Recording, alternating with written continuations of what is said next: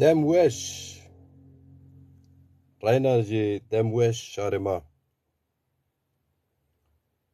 behs kerd ewro ma yo binê müşere bikir bi zon xwe û müşere bikir ser destmal û sûrê me zazon. Gelan bazan şima zon her millet pê zon xwe ya yî nasşenas neyîş û milletbêj zon ra yîne werte. Yani mesela çoğu nonyan rengê çi kes ra ine filan kes neşken pêda kir, neşken vacê zir.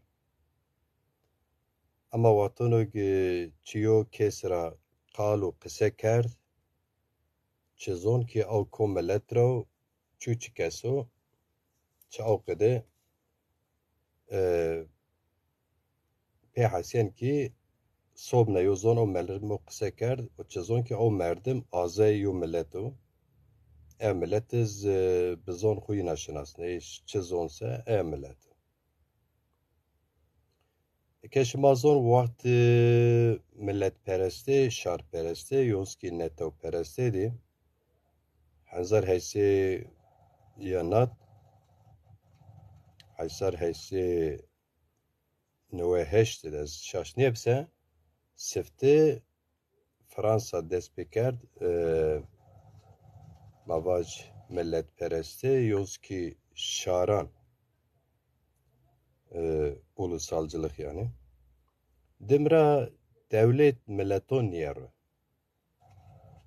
Millet ez kültür xwed, şayiyon xwed, bermayîşê xwed, kêfkerdişê xwed çiyogî ayît e milleto pê êya roja weşî, roja xerabê, roja kêfweçê, roja bermayîş, pêr û piya bi urf û edet xwe, zagûn xwe, heta îtîqad xwe yo kulturî yên werte ew kultur ra wext dem milletbêjî dizê şima zon dewlet milletperestê niye ro netewperestê niye ro yonskî şarperestê niye ro eynîz yo destmalê xwe yo sûrê xwe kera temsîl etî milletê xwe yonskî temsîl etî dewletê xwe. Eke ma zazon şima zonkî dewlet çina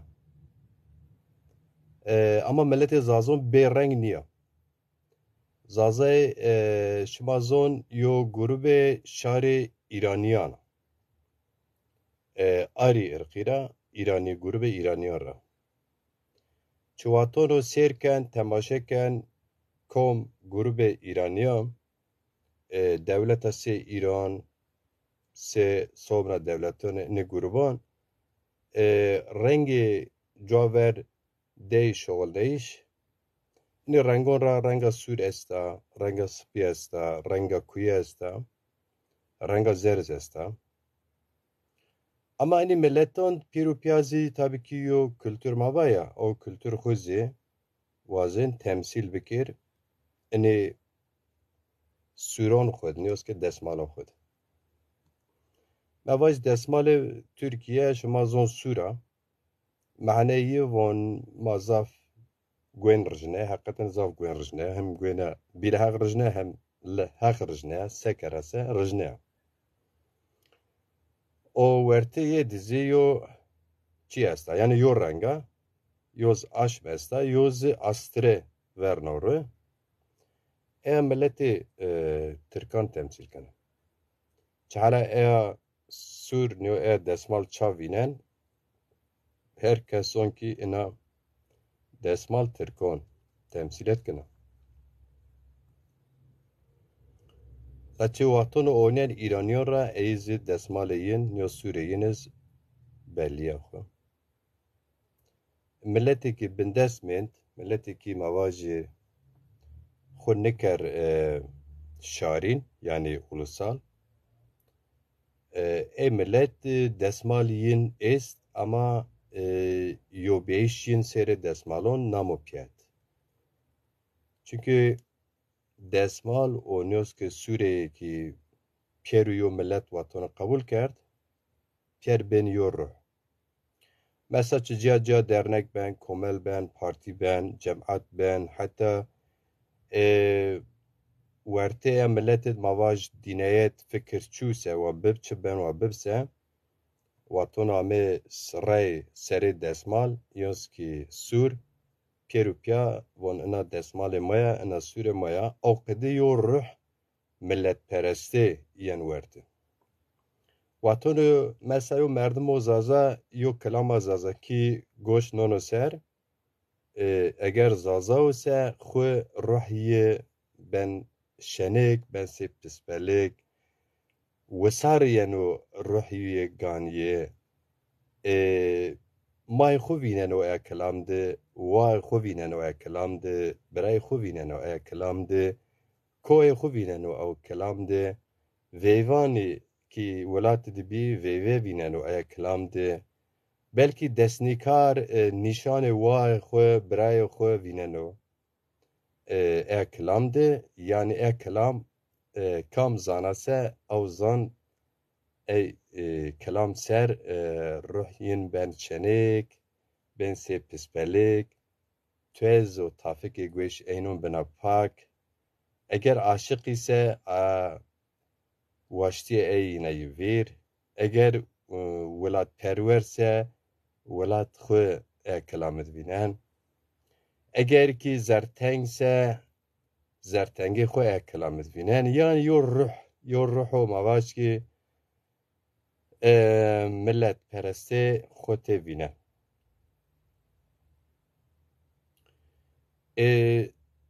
ما زازه ما با یعنی ما زاف قالو قسکین ما ناتویتا زاف وستنگونه ورجه او سمدز کی ما سیو ملت سیو ولات نامی پیاد سوری ما بناته مادمنده دستمال ما بناته مادمنده اینی دستمالون زاف رای ویوانت یو دستمال سورا رای یو دستمال سپیه رای یو دستمال کویه رای یو دستمال سپیه موا یعنی کویه سورا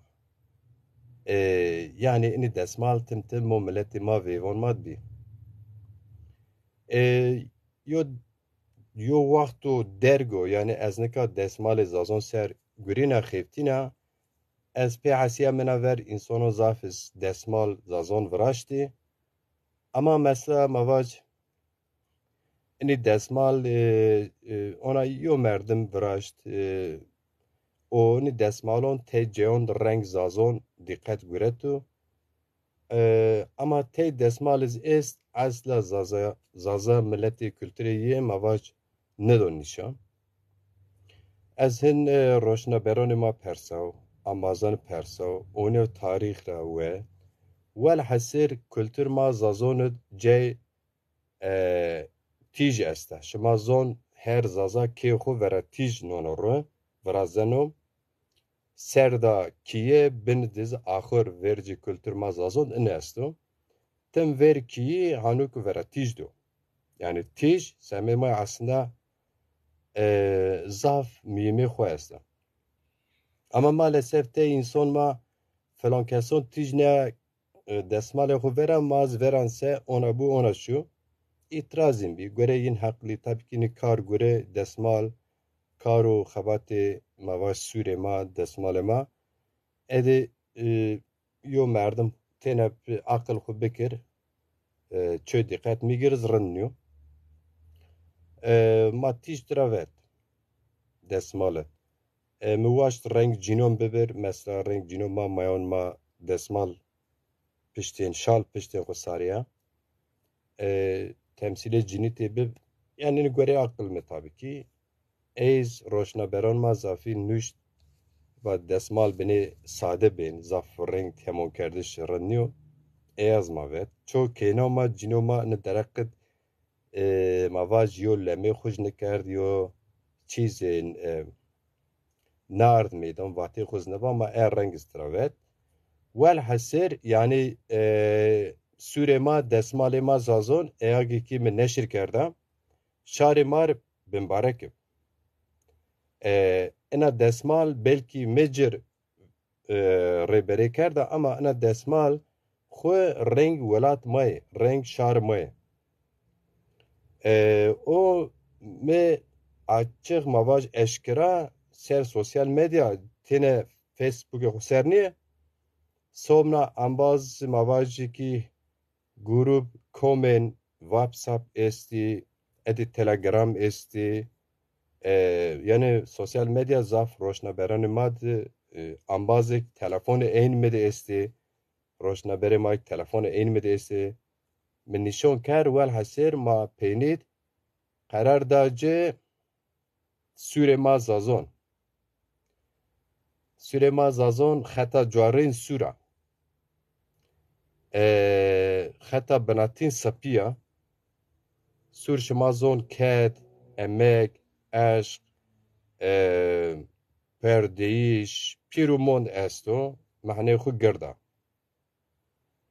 adres temsil kena şema zon ma zazon adresi kutsalo te ambaz hamacad ben natweta ben nizana ben zerdüşti natwet çi milletiz tarihu inkar neker ki mesela Türk timvon ma hemazi çiken yani kutik nişon keni yani von işte kalik ma pir ma komutan ma yok kutik cirvar vicav gani men perazi ama işte ma ona kadar nesli ya yani şamanizm çi zona yani herkes ço verci çi millet çi emini bu xo inkar nekin yo merdim millete xo inkar bikir kalkon eni verci çi cüyo eni inkar bikir zaten neşkena bu millet tevizirna ne bir millet çer ponç hazar serd ancak bina millet yo zon en zona maksekin ancak hiri çer hazar serd ama verti çer ponç hazar serd ama verti te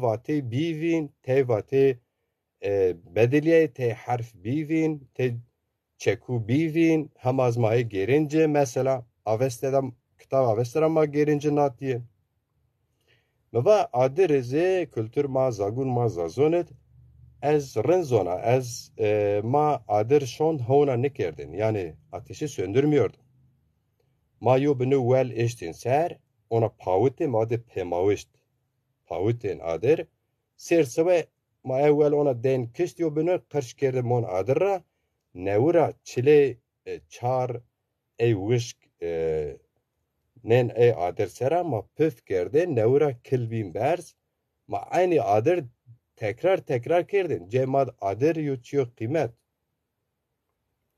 o hakikateniz adir niyapse cüyeşiz ne ben yani adir niyap çiçeği verdi pojan sini hukken germen zaman son sini viyarnan tij ben tij hazar nose 2006 Antalya verni tij geriye maşi meydan ra tene yo dakika handgerme tene yo dakika verni tij geriye cad bu venek eğer yo saat binse bin serdin eğer yo hafte binse dünya bin cemet dünya cem diyen yani yo hafte tij çin hepse av cem diyene dünya cem diyene insan cem diyen adır çine bonca okudu şilli av çine cüyeş çin velhasıl velat ma velat hem tijo hem adro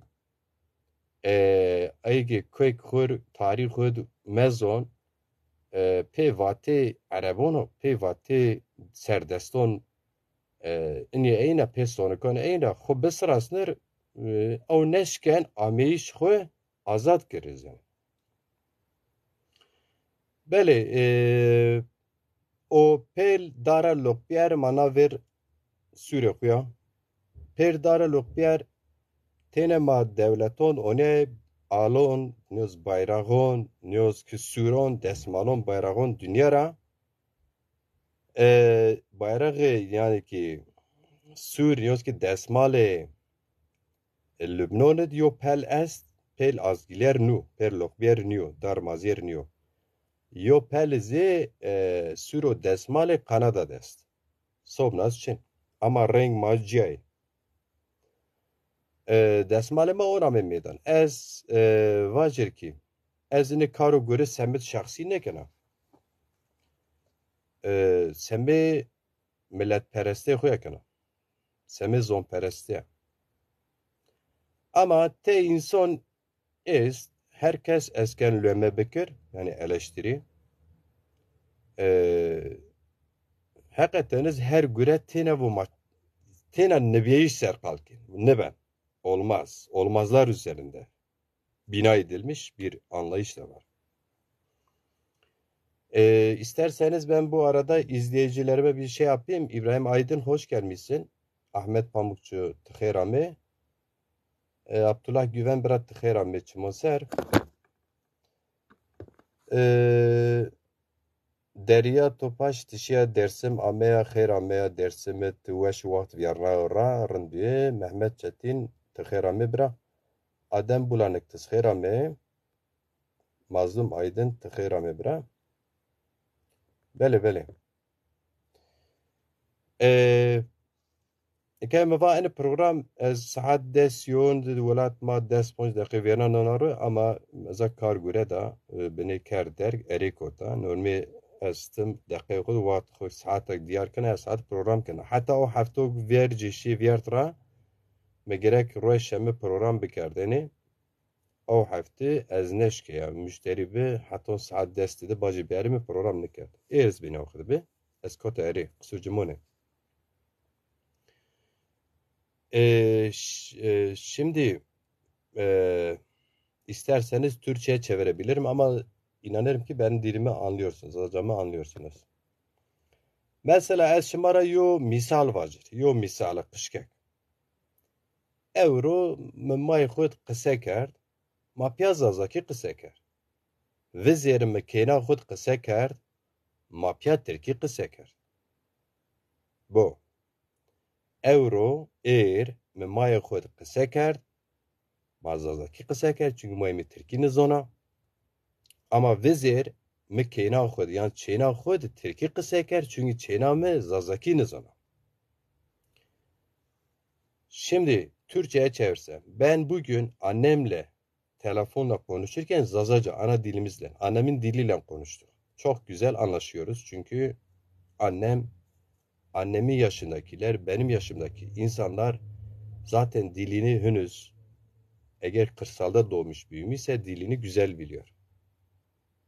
Eğer çok asimilasyoncu politikalara, eğer çok asimilasyoncu eğitimlere maruz kalmamışsa, eğer kendini düzene kaptırmamışsa, düzenin yavrusu olayım da kendimi kurtarayım, gemimi bireysel olarak kurtarayım da gerisi boştur. Bana dokunmayan yılan bin yaşasın diyenler tabii ki kendi dilini konuşmaktan da utanırlar. Kendi dilini iyi de konuşamazlar. Bazı insanlarımız da var doğup büyüdükleri ortam benim kızım gibi diyelim ki öyle bir ortam yoktu. Kendi ana dilini bilmiyordur. Şimdi bizim yaşımızdakiler analar babalarımız tek tek yaşları gelmiş.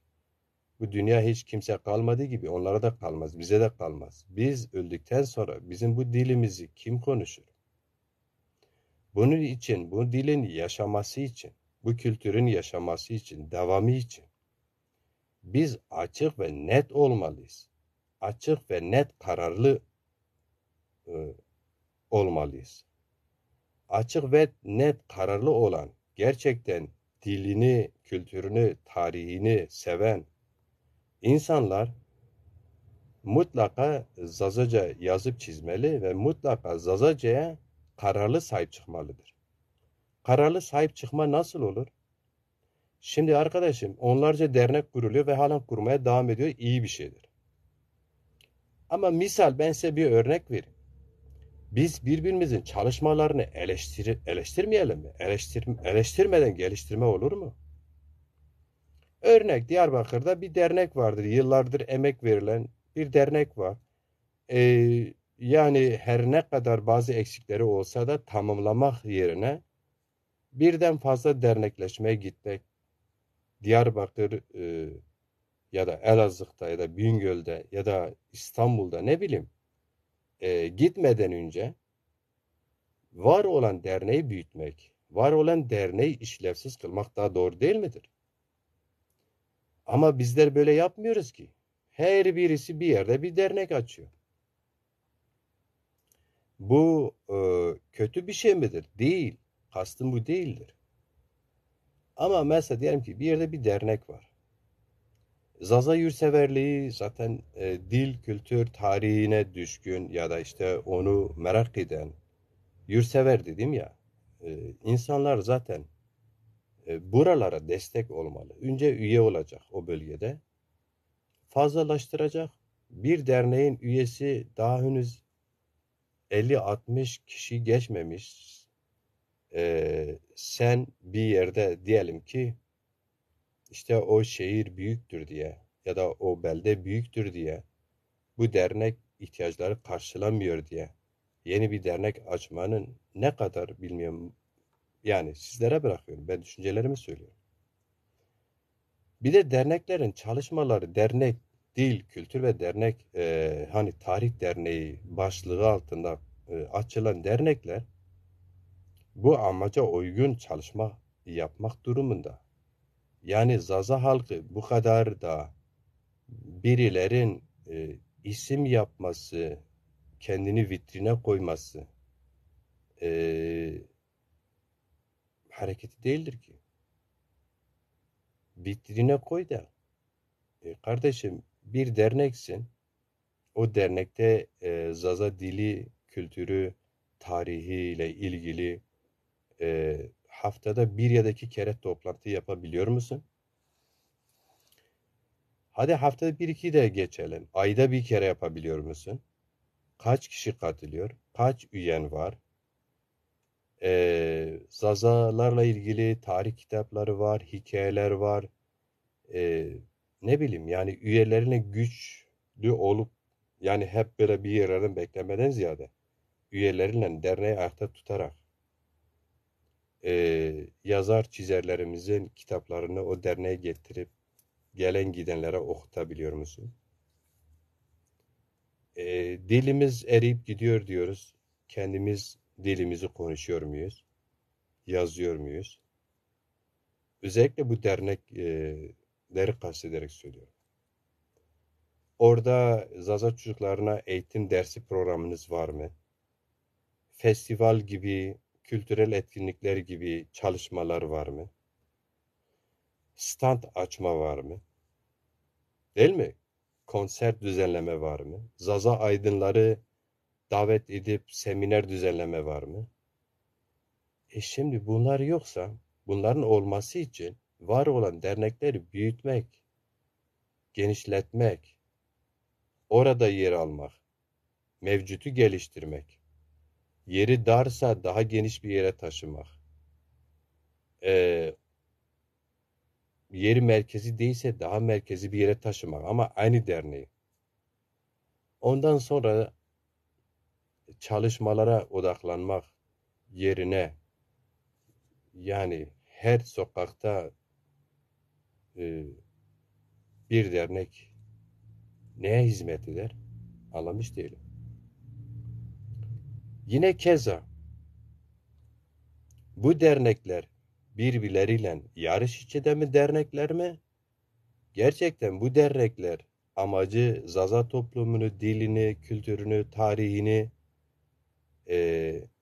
geniş kitlelere, devlet yetkilerine, yerel yönetimlere, belediyelere diyalog yoluyla aktarmak mı? Zaza ailelerine gidip ziyaret edip onların çocuklarını diline yönlendirmek mi? Yoksa yani işte bir derneğimiz var. Birkaç tane de kitap attık içine. Kendimiz başkan, kendimiz çaycı, kendimiz standçı, kendimiz yazar, kendimiz dergi, gazete, her şey kendimiz. Ya birken iki olmuyoruz ya birken iki. Birken iki olamıyorsa bir çalışma orada bir yöntem yani orada niyet ben yargılamıyorum kimse niyet. Orada bir yöntem eksikliği var. Orada bir sıkıntı var. Orada bir öndersizlik var. Orada bir öncüsüzlük var demektir.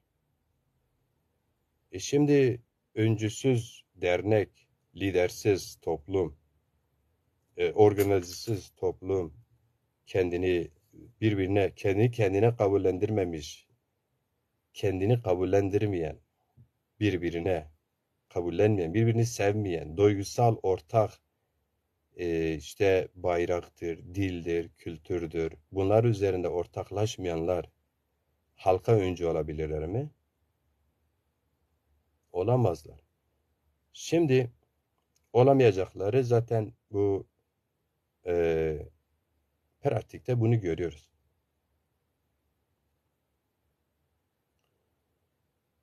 Şimdi tabii ki bütün Zaza coğrafyasında köy, belde, ilçe, şehirlerde dernekleşelim. Ama bu dernekler bir koordinasyon, bir merkeze bağlı, bir merkezden yönlendirilmeli. Hadi diyelim ki farklı düşündük, bir merkeze bir araya gelemedik. En azından bu birkaç parça belli merkezlerden yönetilmeli ve o merkezler gerçekten akil insanlarda fikir üreten, dili üzerinde yoğunlaşan, fedakarlık yapan insanların öncülüğünde belli bir program, projeye tabi olarak bir program istikametinde yürümeli. Bunlar giderek federasyon olur, konfederasyonlar olur. Şimdi biliyorsunuz böyle merkezi örgütlemeler giderek böyle dernekleşme, sonra federasyonlaşma, konfederasyonlaşma, derneklerin federasyonlaşması, konfederasyonlaşması giderek büyür. Ve aslında bizim gibi Zaza toplumunu örgütlüğe bu kadar yabancı, kendisi için yabancı. Hani başka toplumlar için son derece çok profesyonel siyasetçiler var, hatta sanatçılar var, yazarlar var, bilge insanlar var. Hep başkalarına desırmalık, Zazaca desırmalık ismini koyduğumuz böyleleri var. Ama kendileri için. Çünkü niye? Bu pazar meselesi de çok önemli. Şimdi sen yurtsever olmazsan, fedakar olmazsan pazara göre malzeme çıkarırsın. Pazarın kalitesine göre ürün üretirsin. Şimdi bazıları sırf pazarda görülmek istiyor. Hani pazar bazen gidiyorsun, herkes geliyor ama herkes alışveriş yapmıyor. Karabalık görünüyor sadece. Böyle de değil yani. Böyle de değil. Dolayısıyla dernekler önemli, vakıflar önemli, endüstriler önemli. Ya demokratik mücadele. Ama birileri bu bayrak döneminde sessiz. Niye? Çünkü gerçekten samimi olarak davada samimi olan halkının sorunlarını samimi uğraşan insanlar ruh birliği içinde bir şekilde kendini yansıtır. Çok açık da yansıtmaz, özelden yansıtır, şuradan oradan yansıtır. Ama hani yurtseverlik duyguları, bilinci, aklı, duygusu gelişmeyen toplumlarda ne oluyor? Kıskançlıklar. Biri bir şey yapar, diğeri kalkar başka bir şey yapar, diğeri kalkar kötüler, diğeri kalkar ne yapar? Şimdi bizim geçen paylaştığım bayrakta arkadaşın biri Zaza meselesiyle ilgilendiğini iddia ediyor. İşte orada burada Zazaca'da yazıyor. Hiç de şüphem yok. Ama Zazacılığı Kürt karşıtlığı üzerinde, Zazacılığı Türk karşıtlığı üzerinde, diğer halkların karşıtlığı üzerinde konumlandırdığın zaman muvaffak olamazsın. Bireysel tepkilerle, işte kendine görecelikle sen muvaffak olma şansın var mı? Şimdi arkadaşım biri tutmuş, takip ediyorsunuz, yazıyor, bayrak zamanı değildir, devlet hassastır, zazaları bilmem devletten karşı karşıya getirmektir. Kardeşim biz kendi rengimize sahip çıktığımız zaman niye devleti karşımıza alalım ya? Devlet benim rengimden, bayrağımdan korkuyorsa o devlet bir kere samimi değildir yani. Ya işte biz önce dernekleri birleştirelim. federasyonu, televizyonu, şunları bunları işlevli kılalım. Ondan sonra bayrak. Niye ondan sonra kardeşim? Önce bayrak. Bayrak bir milli ruhu ifade eder. Sen millet diyorsun, ulusum diyorsun. İşte bunu da en çok Kürt karşıtlığı üzerinde sırf savunuyorsan samimi değilsin sen. Niye Kürt daha güçsüzdür diye mi sen onu açık cephe alıyorsun, eleştiri yapıyorsun da devlet, bizim devletimiz küsmesin, kızmasın, bizi karşısına almasın, biz onu karşımıza almayalım. Aman aman dikkatli olalım. Ha böyle. Arkadaşım böyle savunma mı olur? Böyle kendini saklayarak, kendini açık ifade etmeyerek sen bir şey mi kazanacağını zannediyorsun? Kendini kandırıyor. Kendini tatmin ediyorsun sadece. Kusura bakma. Bir halkın varsa bir bayrağı dili, onu savunmak, herkese mal ettirmek her Zaza yurtseverin birinci görevidir. Birinci görevi bu. Yani şimdi bir futbol takımının bile filaması vardır. Devletin mi karşısına alacak? Bir futbol takımının filaması devleti mi bölüyor? Biz bir halkız. Devlet de sen Zaza kardeşim bazen diyorlar ya, Zaza'ysa, Hazazalar bir halksa onun renkleri de var. Yani o renkleri saklayarak, onları taşımayarak, onlarla gurur duymayarak devlet sana saygı mı duyar? Köyler ruhlu. Böyle köyler ruhlarıyla kimse bir arpa boy yol alamaz. Köyler ruhlu insanlar özgürlük isteyip de onun manasını, derinliğini anlamayanlar, onu nasıl elde edileceğini, yol ve yöntemlerini e, ya bilmezler diyeyim ya da bilen körler, lafazanlar, sırf böyle dil, kültürel çalışma yaparak ne Kürt hareketi içinde olan o gariban uyanıklar bir işe sahip olabilirler, ne de devletimiz bizi yanlış anlamasın, bizi karşısına almasın. İşte siz böyle bayrak benzeri şeyler işte hatta siyasi partileri büyütürseniz zazacılık üzerinde. İşte Kürtler küser, işte devlet küser. İşte o eleştirir, bu eleştirir, o şunu der, bu bunu der. Bunlarla bir yere varamazsınız. Dik durun, düzgün durun, samimi olun, 5 kişi olun. İnanın o 5 kişi 500 kişiden daha fazla faydalı olursun.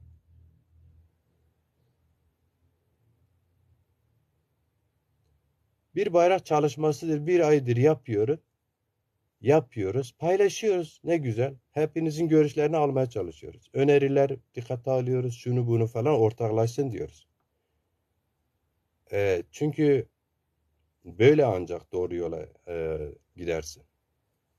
Bu bayrak daha sonra farklı renkler eklenir. Bütün uluslar böyle. Farklı şeyler çıkarılır, farklı şeyler önerilir.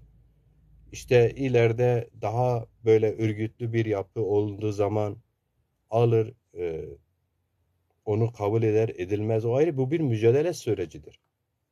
Bu bir süreçtir. Ama şimdiden işte bayrağı boş verin. İşte birisi diyor ki Kürdistan bayrağını gösteriyor, atıyor yorumun altına diyor bayrak budur. Tamam kardeşim bu bayraktır. Saygımız var. O da bir ulusu temsil ediyor. Ama Zazalar diyor ki ben Kürt değilim ya biz Kürt değiliz diyor. Sen de buna saygı duy. Sen de buna saygı duy lütfen. Bak o müstakil düşünen yurtsever Zaza o bayrağa karşı bir şey ifade bir olumsuz bir şey sergilemiyor. Saçmadır demiyor. bilmem uyduruktur demiyor. Sen niye böyle üstelik Zazasın yani. Ben Kürt'üm. Tamam Kürt'sün ama Zazasın yani. Kürt Zaza. Kerman Zaza. Dimli Zaza. Sonuçta Zazasın kardeş. Dünyada git Almanya'da birine de ki ben Kürt'üm seni tanımaz ki. Ya mecbur kalırsın ben Kürdüm demen lazım. Kürdüm demen lazım. Ya mecbur ben Türk'üm demen lazım. Ya da dönüp dolaşıp müstakil yurtsever Zazaların savunduğu gibi, sahip çıktığı gibi ben Zaza'yım dediği zaman ha okey Zaza okey. Çünkü dünya Zazaları tanıyor. Öyle iddia ettiğiniz gibi birilerin merkezlerinde yönlendirdiği bir hareket değil. Zaza hareketi emekçi, yurtsever, fedakar bir harekettir. Bunu sağa sola çeken, Zazalık adına sağa sola çeken niyeti kötü olmayan insanlar var. Bunu sırf Kürt karşıtlığı üzerinde bina etmek isteyen bir kesim var. Bu dolaylı ya da işte direkt bazı merkezlerden göz yumuluyor da olabilir. Bunlar hepsi normal. Bütün mücadeleler böyle. Bütün mücadeleler böyle. Bakınız bir Türkiye tarihinin mücadelesini bakın Selçuklu'dan Osmanlı'da Cumhuriyet'e kadar. Bunlar hiçbir zaman tek başına hareket etmişler mi? Hiçbir zaman tek başına hareket etmemişler. Arap'ın desteği var, Kürt'ün desteği var. Yani Ermeni'nin desteği var. Pamuk'un desteği var, Laz'ın desteği var, Çerkez'in desteği var. Bunların hepsine oturmuşlar, birlikte güç birliği yapmışlar. Öyle kendilerini var etmişler. Yok kardeşim, sen de öyle var olursun zaten. Dünya böyle bir şeydir. Herkes birbirine ilişki içindedir. Sen Kürtlük yaptığın zaman senin Zaza'ya da ihtiyacın var. Türkiye'de ihtiyacın var. Alman'a da ihtiyacın olduğu gibi. İngiliz'e de ihtiyacın olduğu gibi. Yahudi'ye de ihtiyacın olduğu gibi. Dünya böyle. Böyle idare ediliyor. Örgütler, partiler, teşkilatlar ilişkiler içinde, ilişkiler yamağı içinde ancak var olabilir, kendi var edebilirler. Dünyada kural budur. Yani şimdi bizimkiler maalesef bunu idrak etmiyorlar. Bencillik var ya, dedim ya, işte ben derneklerden başladım yani. Bir derneğe bir bakıyorsun, kuruluşuna bir bakıyorsun 2012'de var, 2011'de var, kurulmuş dernekler var. Ama bir bakıyorsun ya maşallah 2012 şimdi biz 2023'teyiz, 24'e giriyoruz, girmek üzereyiz. 12 yıldır aynı kişiler aynı derneğin başkanı. Aynı kişiler aynı grup. Ya siz dernek misiniz, aile misiniz kardeşim? Şimdi böyle dogmatik, dar gruplar, böyle bir aile gibi, bir aile anlayışı gibi, dar aile yani geniş Zaza ailesi değil de, dar aile anlayışıyla yönetilen dernekler, siyasi partiler mesafe alabilir mi? Alamazlar. Bir kişiyi iki kişi olamıyorsunuz ya. Mesela İstanbul'da 1,5 milyon Zaza yaşıyor değil mi? Hadi 1 milyon diyelim. 2012'den beri yanlış olmasam bir dernek var. İnan ki girseniz üye sayısı ne kadar yüzü geçmez. Niye böyle? Bunu söylediğimizde birileri işte Macir Ciron eleştiri yapıyor. Falan yerin sızmasıdır ha. Bayrak yapıyoruz renklerimizi şey yapıp bu bilmem falan keslerin bayrağıdır ha. Lan sen bir kere kendine yabancısın yabancı. Önce bir kendine gel.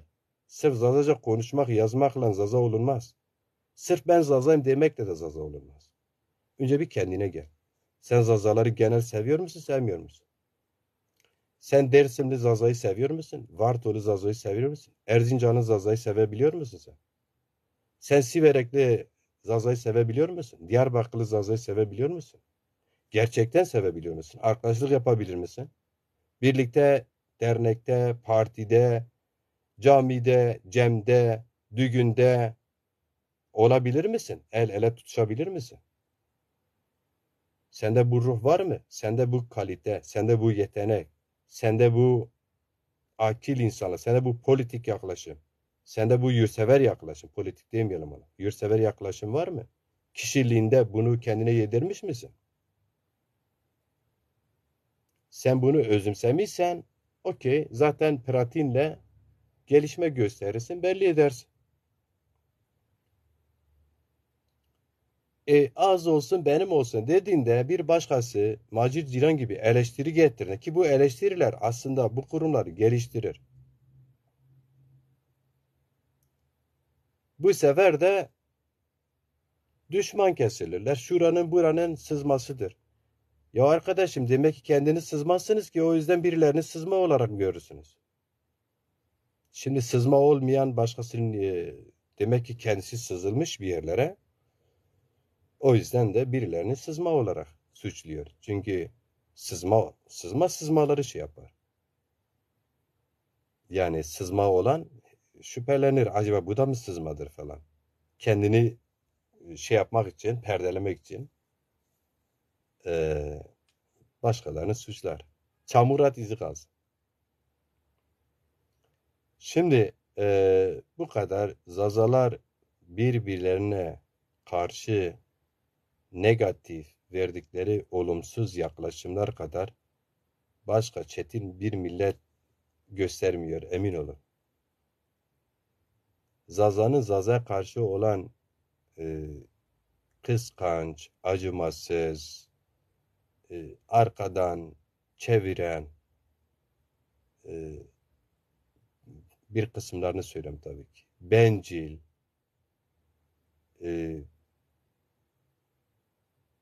başka gerçekten milletler azdır. Çünkü niye? Bu da aslında bir yerde normal.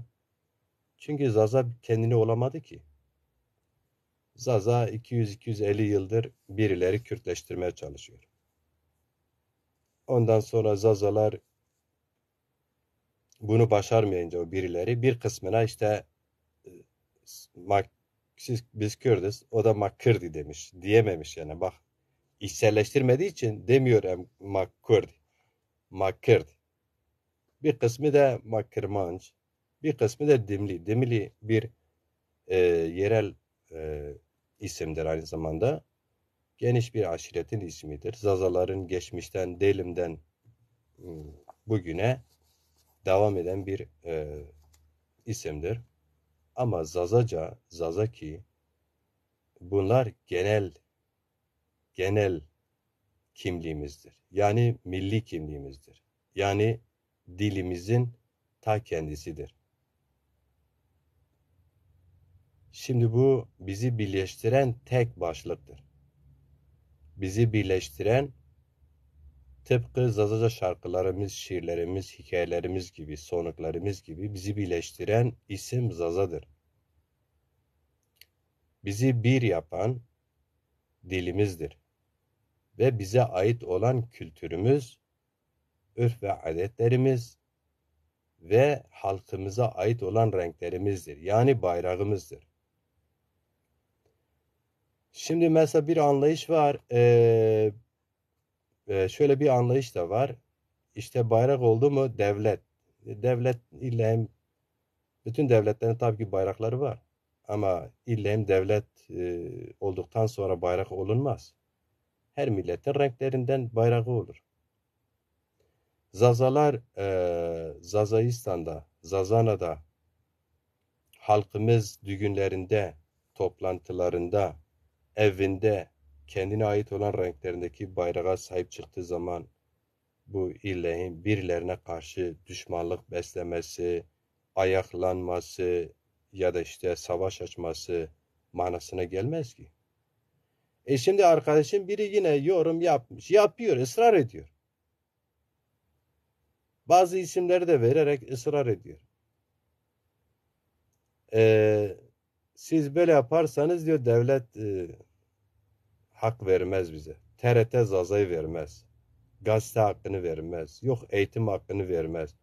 Sanki şimdiye kadar dedelerimiz, Atalarımız böyle yaptığı için devlet vermedi. Yok kardeşim, sen de kendini kandırıyorsun. Zazaları kendini kandırıyorsan da zazaları kandıramazsın ki, Yurtsever zazaları. Sen şimdi Türkiye Cumhuriyeti Devleti'nin vatandaşı olarak bir TRT şeş, sonra TRT Kurdi oldu. 24 saat yayın yapıyor. Devlet onun bütün kadrosunu, bütün yayıncıların işte maaşını ödüyor. Stüdyonun, oydunun maaşını, her şeyini, finansını devlet yapıyor. Sen bunu devletin verdiğini olarak mı kabul ediyorsun ya? Öngörmez. Eğer ki 200 küsür yıldır Kürtler büyük mücadeleler vermeseydi, dışarıdan oradan buradan onlarca TV kurmasalardı, TRT Kurdi diye bir televizyon sen Türkiye'de seyredebilir miydin ya? O TRT Kurdi'ye sahip olmak, bayrağını inkar edenlerin mücadelesi sayesinde olmamış.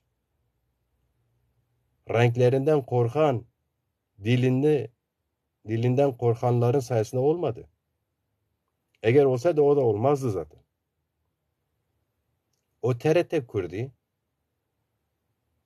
o uzun soluklu büyük bir mücadele neticesinde devletin artık inkar etmediği bir dilin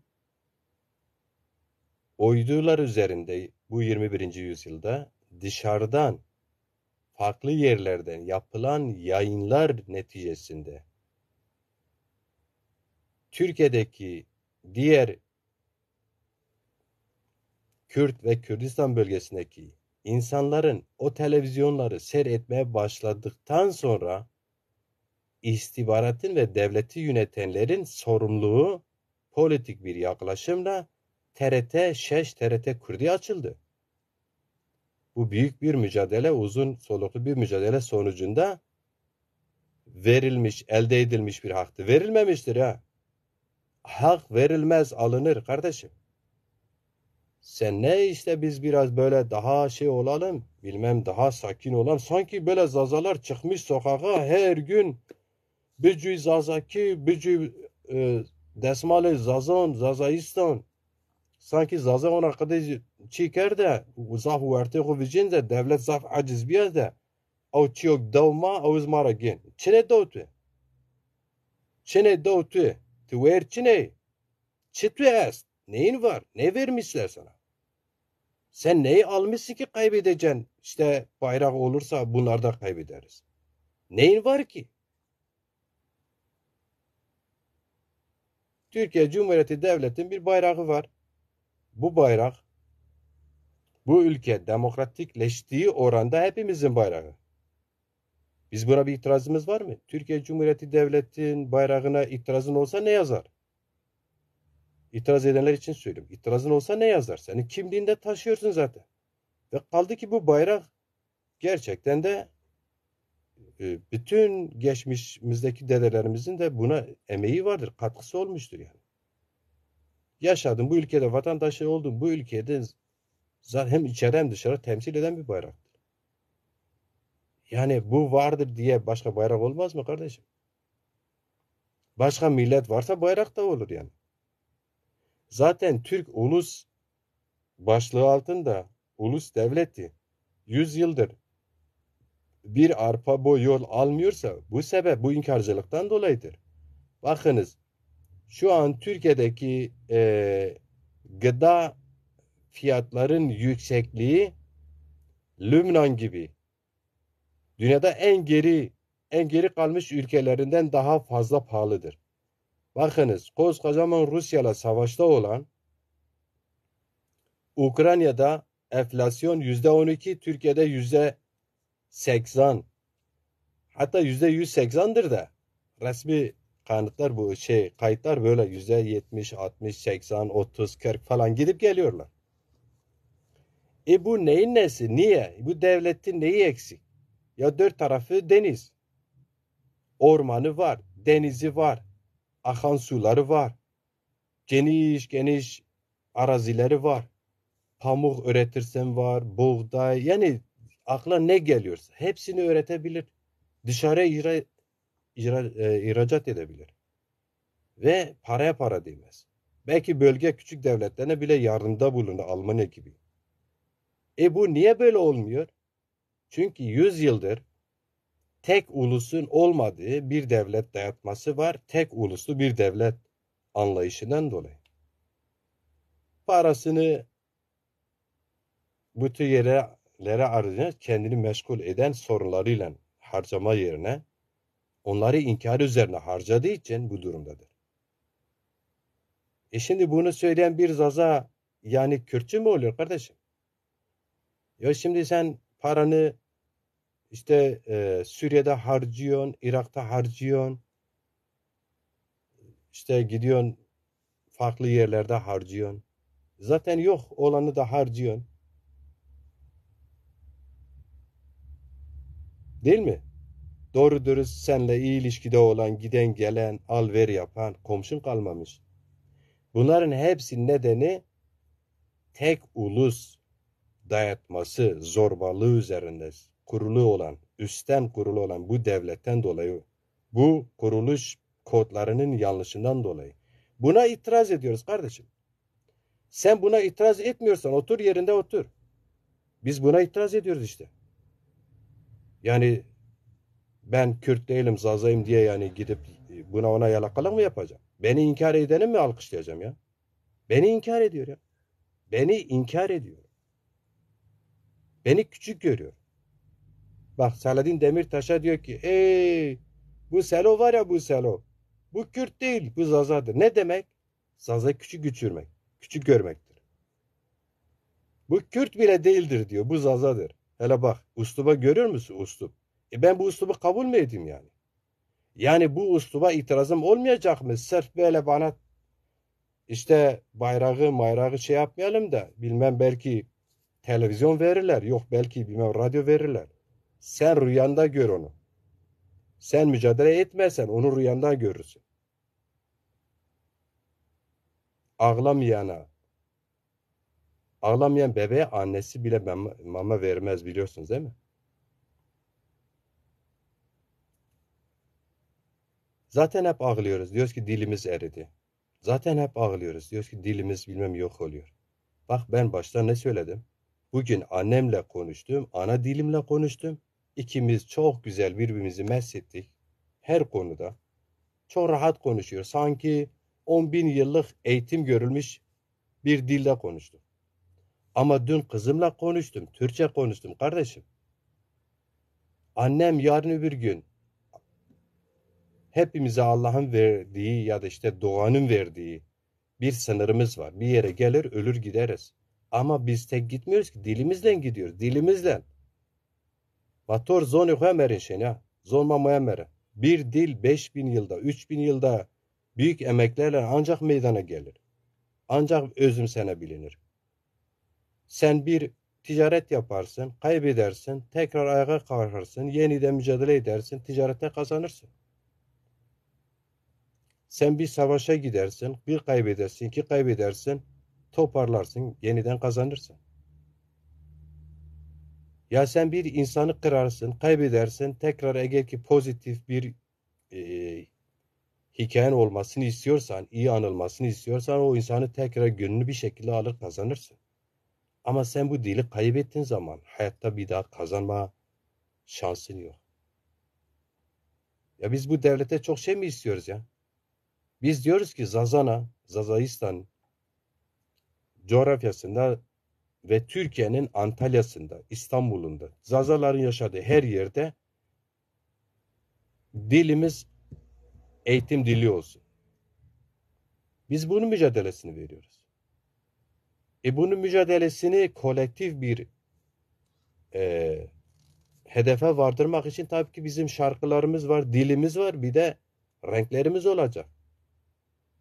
Hiçbir imparator, hiçbir devlet sonsuz olmuş mu? Hiç duydunuz mu? Tarihi alın okuyun. Roma İmparatorluğu sonsuz mu? Osmanlı sonsuz bir devlet mi oldu? Değil mi? Sasani devleti sonuna kadar mı yaşadı? Med İmparatoru sonuna kadar mı yaşadı? Değil. Roma İmparatoru sonuna kadar mı? İngiliz İmparatoru. İngiliz İmparatoru o kadar büyük bir coğrafyaya hükmediyordu ki güneşin hiç batmadığı bir imparator ismi, ünvanı vardır. Şimdi diyeceksin ki güneş nasıl batmıyor ya, batar. Batıyor da kardeşim, yani İngiliz İmparatoru o kadar büyüktür. Bir yerde batarken diğer yerde doğuyor yani. İmparatoru komple düşünün. Güneşin hiç batmadığı bir imparator. Sonuna kadar yaşadı mı? Yaşamaz. Elo kardeşim, sen şimdi bayrak kültürüne, diline, örf ve adetlerine, coğrafyana sahip çıkmazsa, yarın öbür gün birinin gemisini battığı zaman hep birlikte halak olursun. Ya da bu gemi ters istikamette birileri zorla yürütüyor ya 100 yıldır. Bir gün o gemi kaptanı artık yoruldu ya, bu iş gemi böyle yürümez. Yani ekonomik krizler sürekli, işte Avrupa Birliği ile sorunlar, Doğu ile sorunlar, Batı ile sorunlar. Birkaç insan, akil insan bir dönem sonra oturdu, bazı şeyleri düzeltelim. Bu düzeltmede zazalar hazır olmazsa, örgütlenmese, o masada olmasalar, kim zaza dilini kurtarır? Kendi rengiyle oturmasa, bir zaza masada muhatap alınmasa kim kurtarır? TRT Zaza diyorlar, niye vermiyorlar? TRT Zaza, sen önce kendini kabullendir, kendine mücadeleni büyüt. Ondan sonra TRT Zaza da verirler. Vermeseler sen kendin kurarsın diğer milletler gibi. Dışarıdan kurarsın. Ama samimi yurtsever kurarsın. Öyle bir bölgenin TV'si olmaz. Bir bölgenin tek şarkıların, tek dilinin, tek lehçesini konuştuğu bir televizyon olsa 5-6 ay sürer gider. Kimse muhatap almaz, seyretmez, reklam vermez, yaşamaz. Yurtseverlerin öncülük ettiği, yurtsever kadronun bilimsel düşünen, bilimin ışığı ve yöntemleriyle kurumları oluşturanlar kalıcı kurum oluşturur. Ama yok işte böyle onu bunu çarpan, onu bunu kandıran yol ve yöntemlerle alınan yol kısa olur. Bir de kendini hazırlamadan hızlı koşan, hani bir deyim var, hızlı koşan atın bilmem dışkısı seyrek düşermiş. Öyle de olmaz. Gücüne göre. Bu güç halkta var. Bakınız şeyde de öyle oldu. Yani bakınız, bu program şu an az kişi izliyor ama ben daha sonra bakıyorum 5.000-6.000 kişinin izlemiş. Şu an beni yan taraflardan izleyenler var ha. Böyle yayına girmeyip izliyorlar, bu ne diyecek diye. Bunun çoğu da Zazadır. Kendine müstakil Zaza diyen de var. Kürt Zaza diyen de var. Zaza düşmanlığı yapanlar da var. Onu söyleyeyim. Ya arkadaşım, ben size işte şunu söyleyeyim. Mesela bir Zaza Partisi var. Örnek. 4 yıllık bir geçmişi var. Hatta daha geçmiş daha fazladır da son 4 yıl. Kongreden bu yana 4 yılı geçti. Aylardır kongre hazırlığı içindedir. Kaç tane Zaza haberi var? Kaç tane Zaza bu kongreye gidecek? Bırak kaç tane Zaza gideceğini. Kaç tane eski üyesi ya da yeni üyeler bu kongreye gidecek? Nasıl bir salonda hazırlanacak? Hedefi ne olacak? O hedefe göre bir yol, yöntem, hazırlığı var mı? Program, tüzük tam hazırlanmış mı? Yok. Kimsenin haberi var mı? Zaza'nın yurtsever Zaza'nın haberi yoksa bu devlet nasıl gelsin sana TRT kursun kardeşim? Hı? Şimdi bunu söylediğim zaman ben Dezapar'ı eleştirdiğim zaman ben Dezaparlı olamaz mıyım? İşte lafa geldi mi demokrasi, özgürlük diyenler gerçekten pratiğe geldi mi çoğu da ne demokrattır ne de özgürlükçüdür. Bu Macir Ciron hepsini yaşadı ve yaşamaya devam ediyor. O kadar bazen kendimle gurur diyorum ki inandığım bütün yolları kendimi böyle bedenimle, vücudumla koydum oraya. o teraziye. O neyse, o ateşse ateş. Koydum, iyi ki de koydum. Çünkü samimi olanlarla ikiyüzlü olanları tanıdım. Samimi olanlarla ikiyüzlü olanları tanıdım. Dernekler sırf dernek olsun diye kurulmaz. Dernekler Zaza Dil, Kültür ve Tarih Derneği bununla ilgili çalışmalar için dernekler kurulur.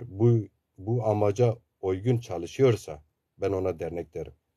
Yoksa her sokakta bir dernek aç. Maddi gücün de varsa açarsın zaten. Bir yerlere başkan olmak için dernek kurulmaz.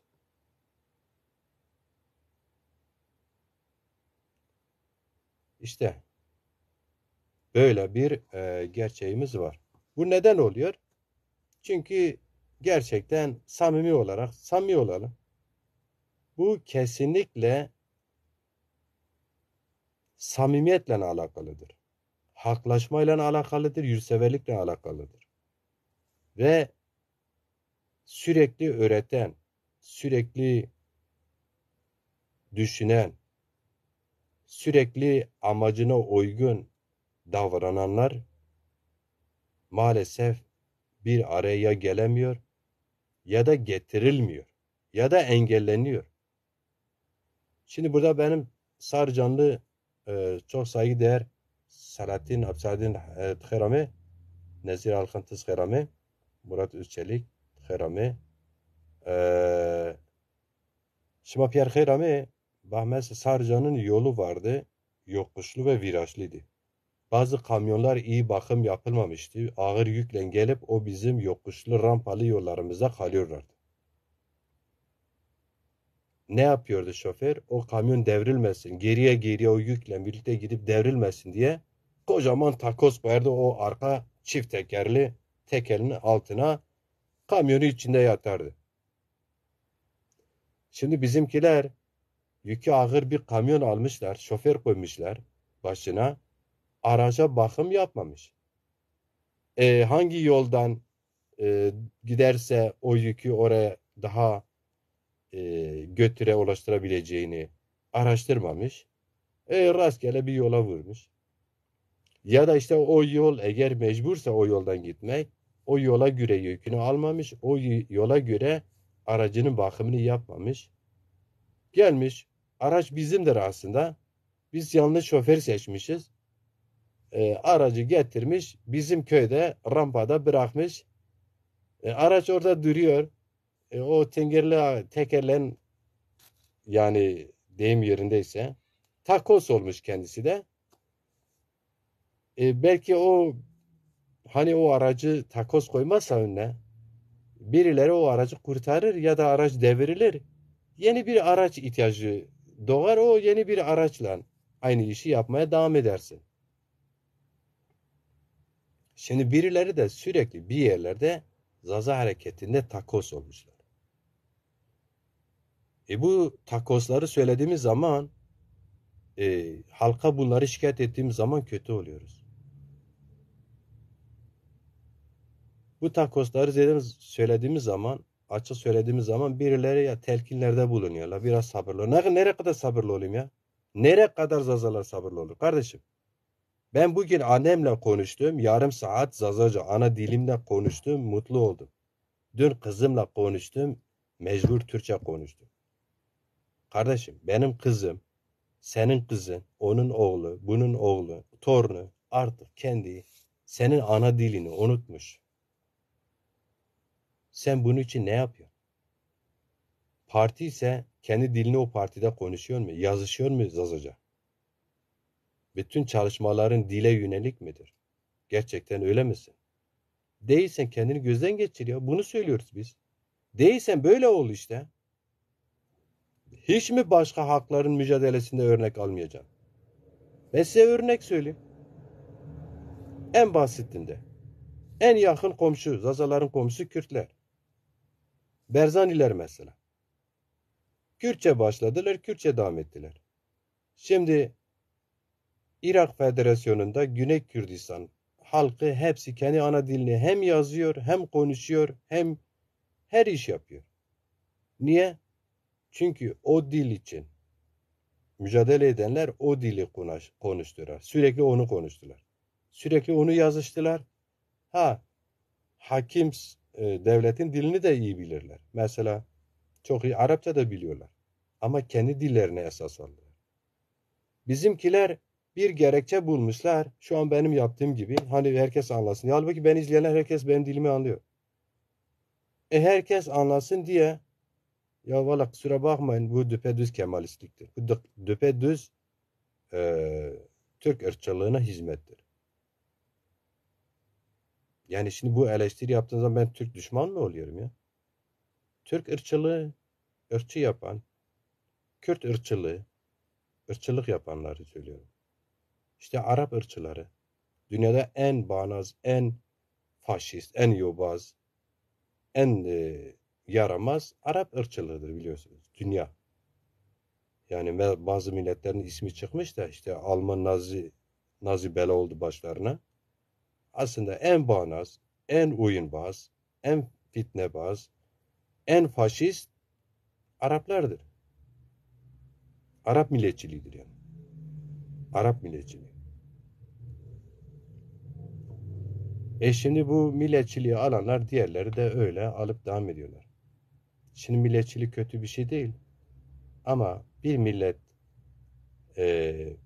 her alanda özgürse, diliyle, kültürüyle onu yaşayabiliyorsa, başka milletler, bunu yaşamayan milletler üzerinde söz hakkı kendisine buluyorsa bu ırkçı ve faşist zandır. Faşistlik budur.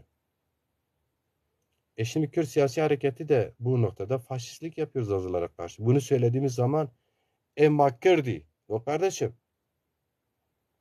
Bakınız. Biz yaşadığımızı söylüyoruz, yaşadığımızı. Kürt hareketinde toplantılarda 10-15 tane zazası. 50-60 tane, 70 tane, 100 tane de Kürttür. Kürtçe, okulun ismi Kürtçe okul. İşte eğitim dersleri. Mesela ben yaşadığım şeyleri söyleyeyim size. Dolaylı olsun söyleyeyim. Ben kalkıyorum madem Kürtçe ana dilimi konuşuyorum. Bir iki hoş karşılıyorlar gibi bir böyle tam Kemalistler gibi politik yaklaşıyorlar. Bize bir tercüme et ne konuştun? İyice de Kürtçe de biliyorum ya. Öğrenmişiz. Tercüme ediyorum. Bir iki daha sonra sıkıcı geliyor. Çünkü anlamadıkları dildir ya. Zazaca konuşuyor anlamıyor adam senin dilini. Sıkıcı geldiğini fark ediyor. Sonra diyor ki ya falan kes sen iyi Kürtçe biliyorsun. Zazaca konuşma. Toplantıyı geri çekiyorsun. Bunun için ben ceza almış insanım ya. Sırf bunu yaşadığım için bir hafta hiçbiriyle konuşmama cezası. Hiçbiri de benimle konuşmama cezası almış bir insan. Cezam bittiği gibi aynı amaçla yapılan toplantıda bir daha aynı konuştum. Dedim ki kusura bakmayın ben Kürtsem, dilim için buralardaysam başka değil yani ben şan şöhret mi var? Ben bu dili konuşamayacaksam bugün, bu en özgür ortamda burasıysa konuşamayacaksam, ben yarın ele hayalde gösterdiğiniz özgürlükte bilmem devlette nasıl bunu konuşacağız? Nasıl olacak? Ben tekrar o cezayı kınadım dedim ki ben bu dil için. Ben birilerine sosyalizmi getireyim, komünizmi getireyim diye mücadele etmedim. O amaçla da mücadeleye katılmamış bir insan. Ben bu dilin düşkünlüğünden dolayı, bu dilin yaşaması için bu yol yöntem kendi bilinç düzeyimde doğru bulmuşum. O yüzden buradayım. Ben bunu konuşmayacaksam bu özgür ortamda ne zaman konuşacağım? Bu sefer 2 hafta ceza yedim bak. 2 hafta. 15 gün ceza yedim. Hiç kimse benimle konuşmuyor. Bir de şunu söyleyeyim. Sıradan biri değildim ha.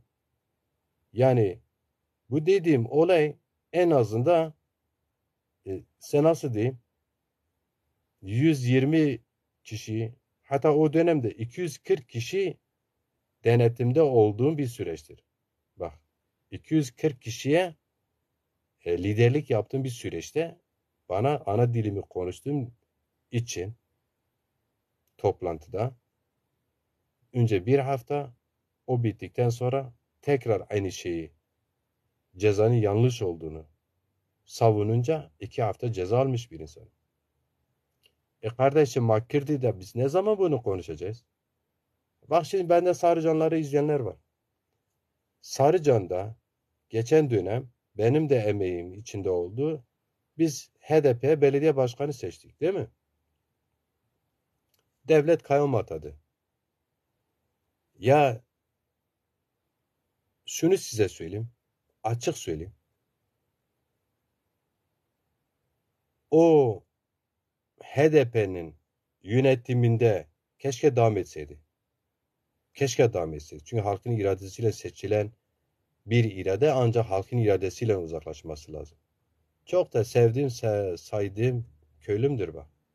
Onun iradesi dışında o HDP'nin belediyesi belediye başkanının kapı girişinde %100 Zazaların yaşadığı Zaza memleketi Sarıcan'da kapıya yazılırdı. Şema khair ame sekreteri vade sekreter. Niyoj vade serok.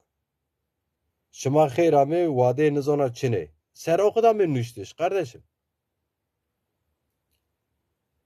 Sebep şu. Sebep. Yani Sarıcan bindes. Sarıcan mecbur tabale xo Türkiye nüsiye kıcı mecbur şin zon Türkiye vonin. Erobrola madem ki tivon azadi hatta semi dünya sosyalizm hatta vonçe diyorlar ki kocasız karı ne devletsiz halk. Hele bakın ya. Hele komikliğe bakın. Böyle söylüyorsun. Böyle şeyleri savunduğunu iddia ediyorsun. Dünyaya özgürlük getiriyorsun. Bir kere demokrat değilsin sen. Önce bir demokrat ol sonra sosyalist olabilirsin. Önce bir demokrat değilsiniz. Nasıl sosyalist olabilirsin? Sonra sosyalist yaşam bir çok ileri toplum yaşamıdır. Sen bir kere demokrat değilsin. Sosyalist hiç olamazsın. Sosyalist değilsen komünist zaten hiç olamazsın. Sen mi kocasız karı bilmem devletsiz milleti kurtaracaksın? Kimi kandırıyorsun? Bu yol yöntemlerle milleti sözde partileştirip Zaza memleketi Sarıcan'ın kapılarına yetmiyormuş gibi başka dil. Bir de kendi dilini oraya asimile edeceğim beni. Zaten Sarıcanları asimile etmesi kardeşim. Sarıcanlar çıkıyor dağa ya Türkçe ya Kürtçe şarkıları paylaşıyor. Zaten etmişsiniz yeteri kadar. Bırakın biraz da Sarıcanlar kendilerine gelsin ya. Bırakın biraz kendi türkülerini sevsinler. Kendi şiirlerini sevsinler. Kendi dilinde yazsınlar. Ve mesela bu dernek kısmına bir şey daha değinim. Adamlar bir yere dernek kuruyor. Başkan oluyorlar bırakmıyorlar. Sorarsanız kimse yok. Kardeşim ne kimse? Sen kimse zaten önünü açmadın ki. Bırakmadın ki kimse kalsın. Bakıyorsun. Bülten çıkarıyorlar. Zazaca değil. Düğün davetisini çıkarıyorlar. Zazaca değil. Taziyeyi paylaşıyorlar. Zazaca değil. Ben ne anladım senin Zaza der olmanı yani. Yani bunda ne? Ben ne anladım ki bunda? Dolayısıyla benim bütün bu konuşmamın özeti ben dedim herkes bayrakla ilgili kamera gönderip konuşabilirdi. O da kimse göndermedi. Bütün bu konuşmamın özeti şudur. Önce insanız. Sonra insanlık aleminde üyeyiz bu dünyada. Diğer insanlar gibi. Sonra ait olduğumuz bir milletimiz var. Konuştuğumuz bir dilimiz var. Ve ulusal renklerimiz var. Bunlara dürüst, samimi, gerekirse her fedakarlığı yapan ama bilimin yol ve yöntemlerini kendine rehber eden ama ne Türk'ü ne Kürt'ün mücadelesine kendine engel görmeyen, onların yanlışlarını açık eleştirebilen varsa Kürtler adına, fakir Kürt milleti bu konuda hiçbir şey yok. Kürtler adına, onlar adına siyaset yapanların yanlışı varsa çık. Açık söyle kardeşim. Düşmanlık yapmadan söyle. Sen niye onun renklerine, bayrağının, şuyunu buyuna düşmanlık yapıyorsun? Senin birlikte yaşadığın Türk milletinin fertlerine yanlış olan faşist, ırkçı, parti olsun, bireyler olsun, dernekler olsun, bilmem kurumlar olsun. Varsa bir sorunun onu demokratik bir şekilde karşı koy, fikrini açıkla. Ben de varım de, mazeist. Ben de varım de. Sen bunu söylemiyorsan yani işte diğeri biraz güçlüdür, abidir, bilmem beni döver falan, ekmeğimden eder diye altan alırsın. Ve bir şiirimden zaten geçen gün yazdım ya, altan alanlar. Altan alırsın. Diğeri biraz daha böyle hani senden daha güçlü de o da özgür değildir.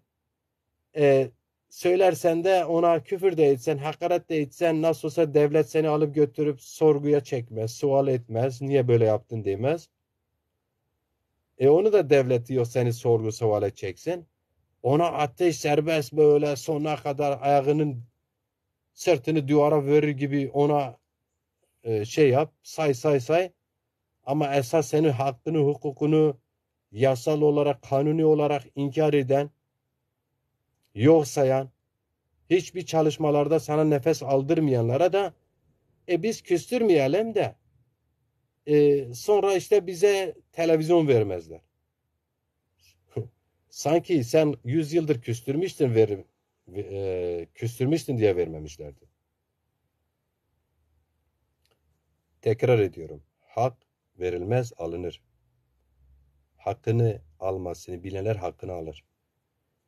Biz demokratik yol ve yöntemlerle Türkiye'de bizim hakkımızı, hukukumuzu, dilimizi, renklerimizi inkar edenlere karşı mücadeleyi yasal, demokratik, fikirsel olarak vermeye, örgütsel olarak vermeye devam edeceğiz.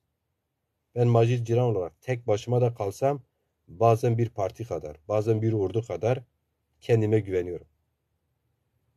Kendine güvenlerin maddiyeti de olmadan kendine güvenenlerin yoludur özgürlük yolu. Halkını ayrıt etmeden sevenlerin yoludur özgürlük yolu.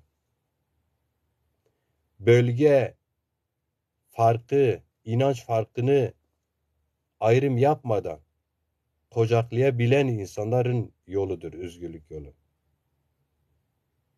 Gelecek bu çizgi, bu başlık üzerinde ancak yol alabilir. Dar bölgecilik, oculuk buculuk, kimse bir yere varmaz. Kendine güvenmeyenler de bir yere varmazlar. Ya biz siyasi parti var ya. İsteyen her Türk, her Kürt, her Zaza üye olabilir.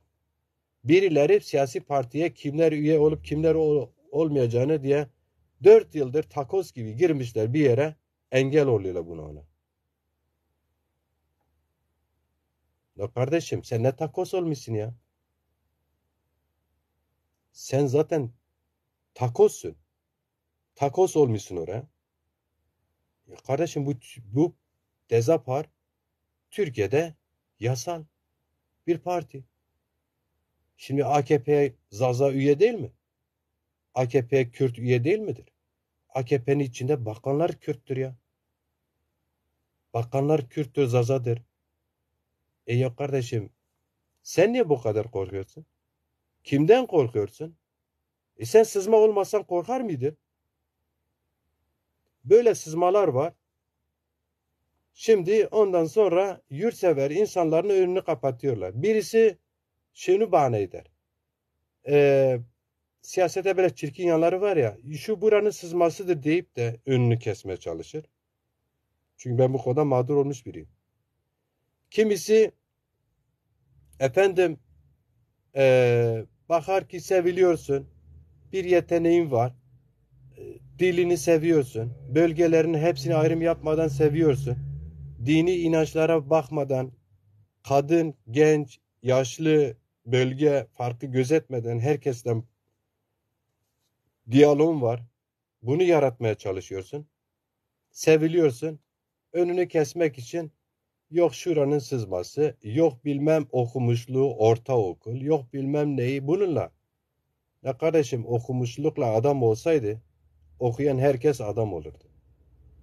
Türkiye Cumhuriyeti Devleti'nin lise mezunu Sayın Recep Erdoğan, Tayyip Erdoğan hem İstanbul gibi büyük şehri yıllarca yönetti, hem parlamentoyu yönetti, hem başbakanlık yaptı, hem de 3. dönem Cumhurbaşkanlığı yapıyor.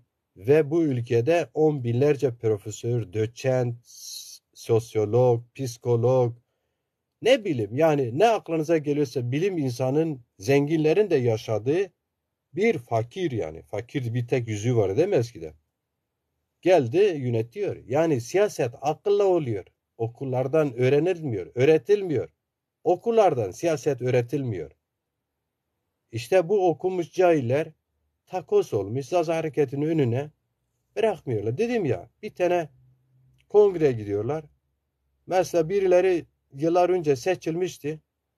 Bir dahaki parti kongresini büyük stadyumlarda yapıyoruz. Ben bir yerde rastladım öyle söylüyor. Şimdi kapalı olan parti merkezine kongre yapacak. Bakalım onu da yapabilir mi? Yapsa ne olacak yani? Kendini yenilemedikten sonra. O yüzden umutsuz değilim ama bu eleştirilerimi de söylüyorum. Umutsuzluk kesinlikle defterinize yazılmaması lazım. Umutsuz değiliz, umutluyuz. Ama eleştirilerimizi açık yaparız. Alttan ararak, arkadan dedikodu yaparak. Bakınız, beni şu an izleyen kim olursa olsun. Birisi desin ki ya falan kes, sen falan kes, falan gün aradın benimle. Falan kesi dedikodu yaptın, çekiştirdin. Diyemez. Diyemez. Hiçbiri diyemez. Yapmam bunu. Bakın ben yıllarca zaten programda yapıyorum değil mi? 10 yılı geçti. Ben bütün konuklarımı samimi önce programa hazırlamadan önce samimi diyalog yaparım. Alırım programa samimi gönderirim. Arkasına hep iyi yanlarını söylerim diğerine. Asla öyle değil, şöyle eksikti, böyle okudu, şöyle okumadı, şöyle konuştu, şöyle konuşmadı, şöyle olsa daha iyiydi. Asla aramam. Herkes kendisi kadardır, yeteneği kadardır. Ve herkes de samimidir. Ben onların o samimiyetine bırakırım. Benim bir sürü eksiğim var. Ben sürekli kendimi tamamlamaya çalışıyorum. Ben niye başkasını göstereyim? Dedikodusunu yapayım. Şu bu kadar bilmem ne, bu bununla ne? Var mı? Gerek var mı bunlara ya?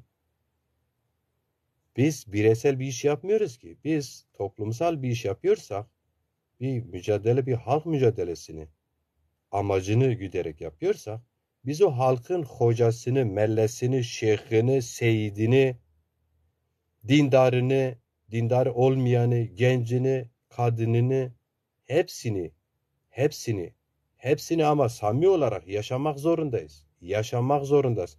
Bu bir zorluk değil aslında. Bu bir aşktır. Sen bir kere taşını, toprağını, dikenini, suyunu, insanlarını seviyorsan zaten böyle davranmak zorundasın. Sevmiyorsan bir amacın var, maddi bir amacın varsa uzun vadede bir yerlerine zazalar üzerinde gelip de bir yerlerde belediye başkanı, milletvekili başka partilerden olmak varsa zaten samimi değilsin. Zaten o yüzden de bir şey ilerletemiyorsundur. Başarılı da olmazsın. Ama zazalar uyanmış. Bu meydanı boş bırakmaz. İşini yapmayana kim olursa olsun iş nasıl yapılır zazalar gösterir bunu.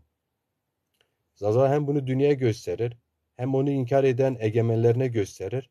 Bu egemen Kürt egemenleri olur, Türk egemenleri olur fark etmez. Hem bunları da gösterir. Çünkü zazalar az değil. En az 6 milyondur. En az 6 milyonu bırakın. Bugün sayıları 140 bini bile geçmeyen devletler var. 140 bin kişiyi geçmeyen devletler var. 6 milyon Zaza'nın içinde 500 bini bile duyarlı bir gün duyarlı hale gelirse 500 bini hatta abartıyorum 10 tane kolektif çalışan Zaza bile 6 milyon Zaza'yı organize edebilir. Hiç kimse bunu engelleyemez. Hiç kimse. Hiçbir devlet, hiçbir güç, hiçbir imparator, hiçbir maddi kuvvet, hiçbir bilmem başka zorba kuvvet bunu engelleyemez. Zazaları 10 tane yurtsever, bilimin yolunu esas alan yurtsever, halkının bütün her yönüyle seven yurtsever Zazaları örgütler. Zazaları teşkilatlandırır. Ben buna inancım tamdır. O yüzden bu mücadele devam eder. Bugün biz varız, yarın yokuz. O yüzden bugün benim halkım adına hareket eden parti olsun, dernek olsun, ben yapıcı eleştirilerimi açık söylemeye devam ederim. Açık tekrar etmeye devam ederim. Bugün de olsun. Ben 1000 yılda yaşasam gördüğüm eksiği söylerim. Bir günde yaşarsam gördüğüm eksiği söylerim. Bunu dostça söylerim. Karalamadan, hakaret etmeden, küçük düşürmeden, ucu bucu demeden. Herkes kendi yolunu bilsin ya. Herkes kendi gerçekten yapabildiği işi yapsın ya. Sırf bir yerlere böyle yapışmak için şey olmaz ki, iş olmaz ya. Şimdi hem dernek ol, hem parti ol, hem ocu ol, hem bucu ol, hem orada yer al, hem oradan yer al. Sen hiçbir yerde çeviremez ki zaten o zaman. Bazıları hem dernekçi, hem partici. Hem bilmem ocu, hem bucu. Böyle iş mi olur ya? Hem derneği bırakamıyorsun, hem partiyi tıkatıyorsun. Sen dernekçiysen o zaman partide ne işin var kardeşim? Dernekçinin devam et. Sen particiysen geri dernek gidip kurmana ne işin var ya? Hani sen siyaset yapacaktın. Siyaset yapıyorum. Yani siyaset dernekler üstü bir şeydir. Sen hani orada ilerlemen gerekiyordu. Neyse bizi izlediğiniz için, daha sonra izleyen bütün herkes için eleştiri yaptığım kurumlar dahil. Selam ve saygılarımı samimi olarak iletiyorum. Ama eleştirilerimi yapmaya da devam ederim. Bakınız ben çalıştım 11.30'a kadar. Şu an çalıştığım mekanda, bir Zaza mekanında bu görüşlerimi dile getiriyorum. Bakınız. İsteseniz iki eliniz kanda olsa, analerimizin dediğiyle eliniz hamurda da olsa yine kendi ırkınıza, dilinize, coğrafyanıza karşı sorumluluk duyuyorsanız halkınıza karşı mutlaka iki cümle bir şey söyler, iki cümle bir şey yazarsınız. İmkanlar budur. İmkan para değil. Parayla iş yapanlar işi uzun olmaz. Para ihtiyaç mı ihtiyaç? Elin kiridir. Değil mi? Zenginin elini kiridir derler. Fakirin de çenesini yorar derler. Para doğru iş yapmak için, doğru yere kullanmak için ihtiyaçtır. Başka hiçbir şey değildir. Önce ideolojik fikir. Önce dünya görüşü. Benim ideolojim ana dilimdir. Dünya görüşüm ana dilimdir. İbadetim ana dilimdir. Vatanım ana dilimdir. Bayrağım ana dilimdir. Ve bugün yine annemle yarım saat konuştum. Konuştum o dili hiç ölmesin diye mücadele edeceğim. Tek başıma da olsa mücadele ederim. Samimi insanlar zaten samimi insanları görür ve zazacılık adına hareket eden babam da olsa yanlışını söylerim. Söylemeye de devam ederim. Soyşuma veşip, bimone veşip.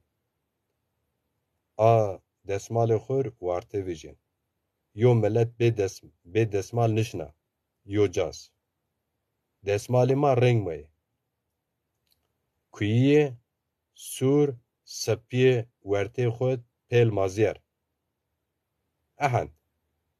Ena desmal inşallah yo rejina yo vaktiyen ez weş bez bimere bez ena desmal kuna des kenon o xarton zazon sinikse milleti Kurd desmali xoy de milleti kabul kay zafrate milleti zazon ena desmal belki teçhiyinci bedeliniz fark niken ama ana desmal hin kotariyar.